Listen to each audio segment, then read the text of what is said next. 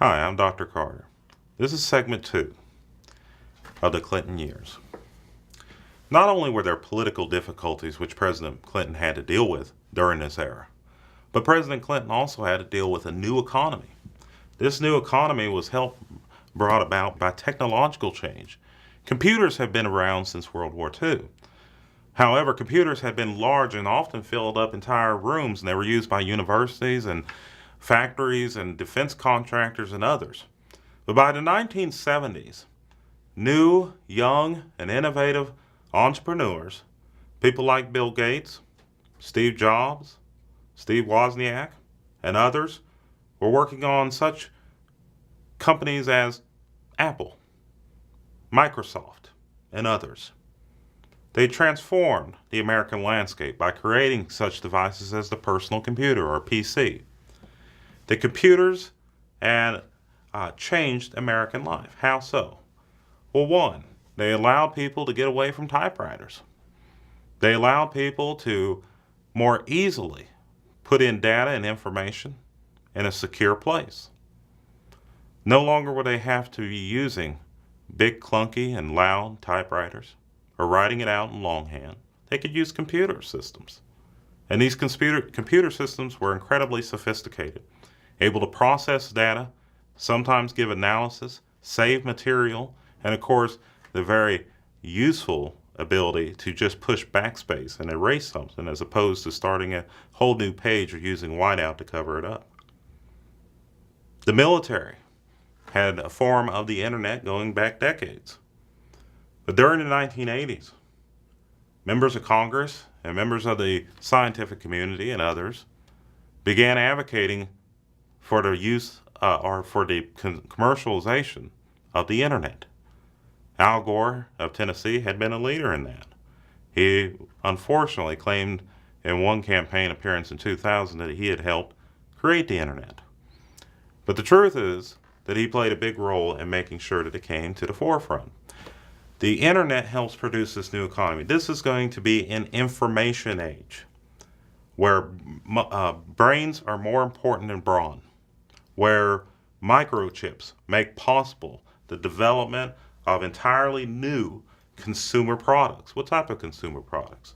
We're talking about products such as internet sites, pay internet sites, everything from business to media, sports, pornography, and a variety of other consumer goods.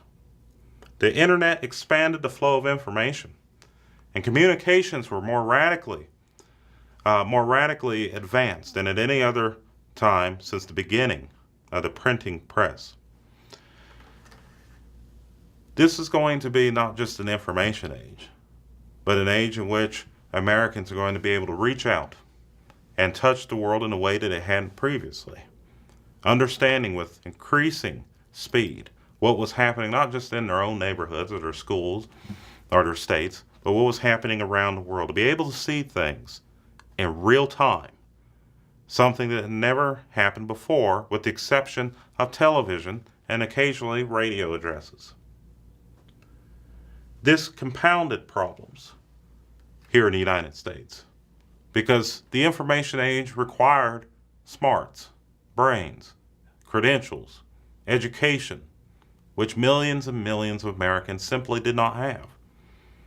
The internet and computers also changed the way in which factories work, for example, by using robotics instead of manpower, putting more and more people onto the unemployment rolls. People who were in their 30s, 40s, 50s, and unable to, for a variety of reasons, to change careers as they increasingly became forgotten as a result of technological progress. American economic expansion during this time period of the 1990s seemed all the more remarkable since other advanced countries found themselves bogged down in difficulties, whether that be war, economic and political strife, or something else entirely. Many third world countries lacked the type of technology that the Americans had. Many faced large trade deficits, problems repaying loans, and foreign banks and other institutions giving them increased economic difficulty. Beyond just this new economy of computers and the internet, the stock market boomed. In the United States in the 1990s, economic growth and talk of a new economy sparked a frenzied boom and reminiscent of the Roaring '20s. Speculators, investors, everyday housewives and house husbands, all engaged in wild speculation. New dot-coms were created. Companies that conducted business via the internet were created. And all of this seemed to symbolize this new economy, as people were trying to make sense of what an email was, or an electronic message was. This speculation continued throughout the 1990s until it finally burst in April 2000, when stocks suffered their worst single-day drop in history. But it made millions of people millionaires, made others very well off and wealthy, and helped others pay off mortgages and student loans. This era also increased the growing economic inequality and insecurity of the American public as a whole.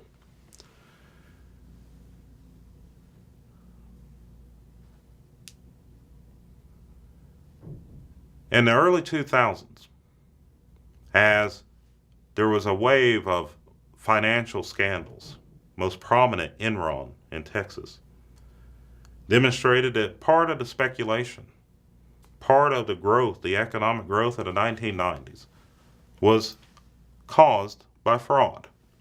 People who were speculating in order to enrich themselves at the cost of the American public. President Clinton had set many of these factors in motion by not just embracing the business community, but by pursuing tax cuts, particularly for poor and working class people, setting the nation on a clear path to reduce the deficit, as well as embracing conservative ideas about deregulation and accelerating them under his watch. Many corporate criminals were found guilty as a result of the deregulation, which allowed fraud to expand in all kinds of sectors such as energy, telecommunications, as well as financial. All have been subjected to deregulation. President Clinton even went so far as to embrace the repeal of Glass-Steagall, which had been a critical Great Depression era law which separated banks from investments. Many frauds stemmed from this repeal, and it's that separation of commercial banks from investment banks which was so important for protecting the American public. The flaws in deregulating these banks would be tragically shown just a few years later in 2008 when Bear Stearns, Lehman Brothers, Citibank, Citywide, other big financial institutions, AIG, were found to have been badly over-leveraged, had been badly undercapitalized, and as a result helped trigger a global recession.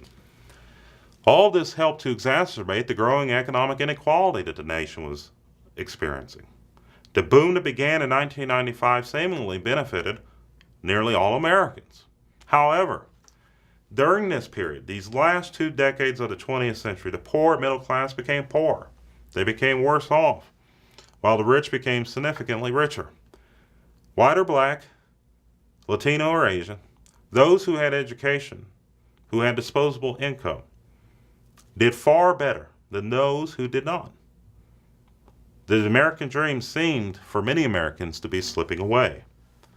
However, as long as the economy was riding high, as long as people were still making money in the stock market, as long as credit was still cheap to obtain, many of these factors, these divisions within American society, could be somewhat covered up.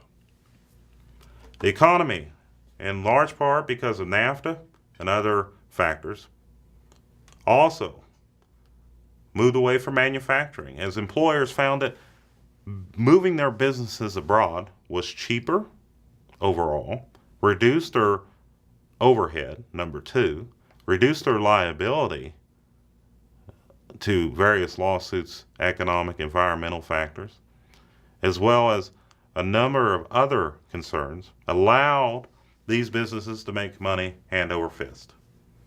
And at the same time, to remove, don't you see, remove the security that so many Americans depended upon.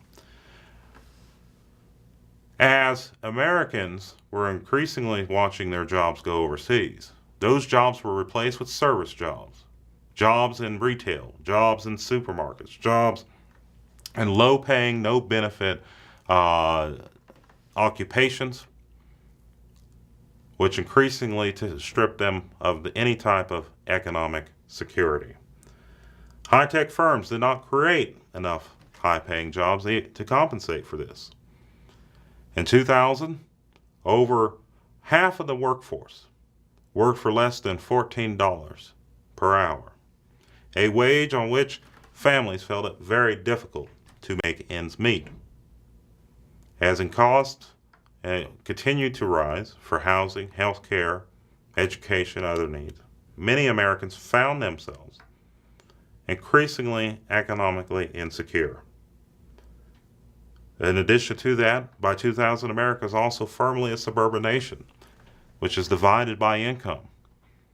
The slow move away from the cities during the 1940s, 50s, 60s had continued during the 80s and 90s and early 2000s, as more and more Americans put themselves in little communities of like-minded individuals and people. The new economy, which made up the Clinton years, was somewhat based on myth, as millions of Americans found themselves without jobs, underemployed, found themselves doing work that they were overqualified for, unable to get back into the firm grasp of the middle class. These tensions, these outcomes would not be apparent until the presidency of Barack Obama. But they were there, and Clinton helped exacerbate those problems, as did the Republicans and the American public and the media.